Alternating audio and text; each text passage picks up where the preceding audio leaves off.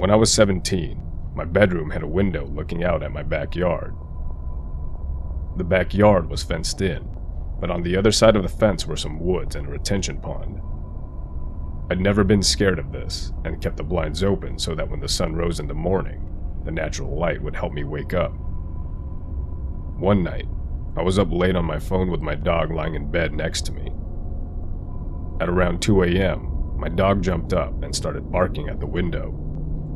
At first, I thought he was just barking at his reflection and told him to stop. But I then realized he was looking at the left side of the window while his reflection was on the right. I couldn't see outside the window because I had left the lamp on my nightstand on. All I could see in the window was the reflection of my bedroom. Not wanting to alert whatever might be out there that I was scared, I faked a yawn, set my phone aside, and turned off the lamp. I then lied down facing the window, and I swear I saw a set of human eyes looking back at me from the left side of the window. I drink a lot of water at night, so I had an empty bottle on my nightstand. I grabbed it and pretended to just realize it was empty. I turned on the lamp and acted like I was going to get water. I went to my parents' room, and my dad told me not to worry. We had these motion-activated floodlights which hadn't turned on, so there was no way anything was out there. I went back to my room and told myself I was just seeing things. I closed the blinds and turned off the lamp and got some sleep. When I woke up in the morning, I went to take my dog out and decided to check out the pine straw bedding underneath my window. It was visibly disturbed. I did my best to ignore that and remember what my dad said about the floodlights. That worked pretty well, until my dad tested the floodlights later that day and found that the bulbs had burnt out. To this day, I keep my blinds closed and my lamp off when I sleep. I don't want to risk anything being able to see me, and if anything is somehow peeking through my window, I want to know it's there. If there was someone at my window at night, fuck off, and let's not meet.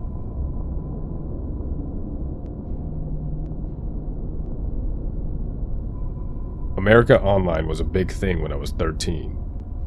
My generation simply called it AIM, which stood for, as you can guess, AOL Instant Messenger. It was around 2002, and I was a fresh 13-year-old in 8th grade. I had many times went into chat rooms by myself or with friends goofing around. Unfortunately, unsolicited photos were a thing then too, but usually you could stay clear of it by the chat room you entered. I didn't have any photos of myself, and back then you had to take a digital photo and upload it from your camera. Plus, I was 13 and self-conscious, which I'm sure anyone can relate to. But one day a guy popped up on my screen wanting to chat. It went fine at first. I was very naive back then, and we quickly fell into a pattern of talking. His name was Dave, and he lived in California. It didn't take long for him to start showering me with compliments and claim that he, quote, loved me. The biggest problem was that he was, quote, 19. Now, I wasn't proud of this, but being 13 and self-conscious, I just sent pictures of some random girl and said it was me. He instantly fell for me, telling me age is just a number and how mature I was. At this point, he did not live, quote, in state, so there was never any chance of us meeting. Eventually, he told me he and his mom were moving up to a city that was about an hour and a half away from me. He started begging me to see him and go to a movie. Anything to see each other in person. I had to break the catfishing truth and say those were not pictures of me, but of someone else. He was furious. He had been looking forward to a different type of child this whole time. Dave forgave me a few days later, saying, "I still want to meet you, because I love you, as well as other things you say to a young girl to get her to swoon." I think back, and I'm like, wow, I was 13. So I told my best friend everything that happened in those chats and that I wanted her to go with me to meet him. There was a whole plan about him driving to see me and going to the movies to finally meet what I thought was the love of my life. I had been brainwashed into believing this was normal. I didn't tell my mom, of course, and honestly, she didn't notice any of it was going on to begin with. On the day my friend and I were going to meet up with Dave, her mom came and picked us up from school. She said something that made my stomach drop into nothingness. She said, "Chrissy, you are not going to the movies. You are not going to meet that man. You are going to get seriously hurt or kidnapped, and I can't allow you guys to go." I cried and cried because I honestly thought I could handle everything and be fine. She told me she wasn't going to tell my mom. I had to promise to never speak to him again and never plan to meet a stranger online. He ended up showing up and was upset I wasn't there. He went on AIM, flying off the handle like I hadn't seen at that age. It scared me how close I was to this man being near me. I never talked to Dave again, but I easily believe I would have been kidnapped or worse that day if my best friend's mom hadn't stepped in. My mom would have been none the wiser. I was none the wiser. But here I am today, having learned a dire lesson.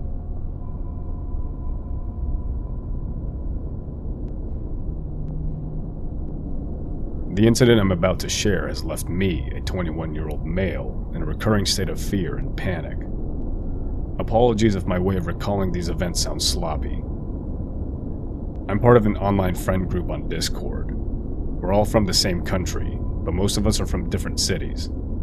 There are only 2 other people from the same city as I am. Everything was going fine between us, until suddenly, there were a series of unfortunate incidents where I had minor fallouts with them.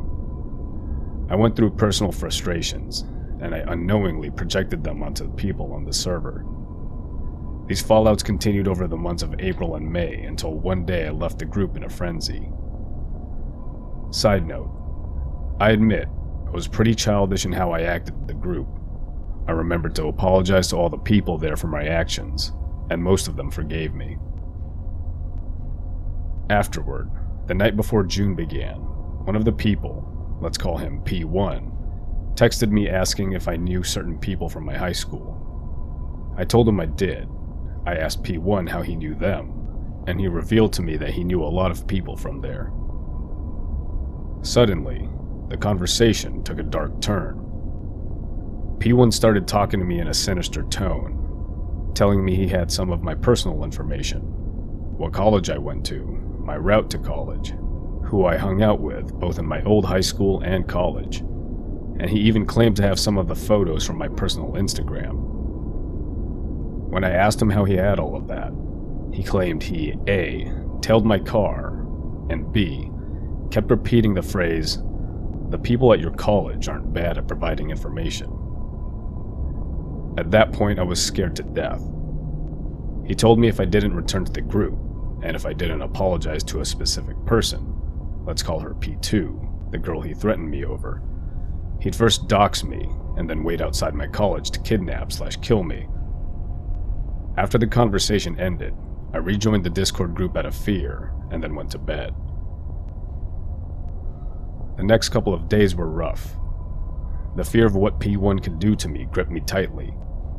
I lost my energy and motivation, the ability to engage in my usual day-to-day interests, and I even lost my appetite for food.